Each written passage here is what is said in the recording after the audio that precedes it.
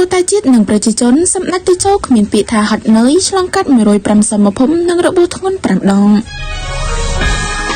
លោកជាធិរដ្ឋអ្នកនាំពាក្យសម្ដេចតេជោនៅថ្ងៃទី22ខែធ្នូឆ្នាំ2025បានសរសេរសំណេរដ៏មានអត្ថន័យបែបនេះថាព្រោះតែជាតិនិងប្រជាជនសម្ដេចតេជោហ៊ុនសែនគ្មានតែពាក្យថាហត់នឿយឆ្លងកាត់150សមភូមិនិងរបួសធ្ងន់5ដងលោកជាធិរដ្ឋបានកត់ត្រាសំខាន់នៃបេសកកម្មរបស់សម្ដេចតេជោក្នុងបុព្វហេតុប្រជាជននិងមាតុភូមិយ៉ាងដូចនេះថាថ្ងៃទី20ខែមិថុនាឆ្នាំ1977យកជីវិតជាដើមទុនដើម្បីតស៊ូរំដោះចេញពីរបបប្រល័យពូជសាសន៍ថ្ងៃទី22ខែតុលាឆ្នាំ1996ធ្វើដំណើរចូលទៅតំបន់ខ្មែរក្រហមដោយយកជីវិតទៅបដូរនឹងសន្តិភាពសម្រាប់កម្ពុជារហូតបញ្ចប់សង្គ្រាមស៊ីវិលបានទាំងស្រុងនៅថ្ងៃទី29ខែធ្នូឆ្នាំ1998ដឹកនាំកម្ពុជាពីគំនរផេះផង់ឲ្យមានការអភិវឌ្ឍក្នុងកំណើនសេដ្ឋកិច្ចខ្ទង់ 7% ក្នុងមួយឆ្នាំជាង2ទសវត្សរ៍នៅមុន COVID-19 បើតាមលោកជាធិរដ្ឋបច្ចុប្បន្នសម្ដេចតេជោកំពុងរួមជាមួយសម្ដេចធិបតីផ្ដល់យុទ្ធសាស្ត្រដល់បណ្ដាមេទ័ពទប់ទល់ជាមួយស្ត្រីឈ្លានពានគ្រប់ពេលដែលជាតិនិងប្រជាជនជួបការលំបាកតែងតែមានវត្តមានរបស់សម្ដេចជានិច្ចជីវិតសម្ដេចជារបស់ជាតិខ្មែរអ្នកនាំពាក្យសម្ដេចតេជោរូបនេះបានគូបញ្ជាក់ថា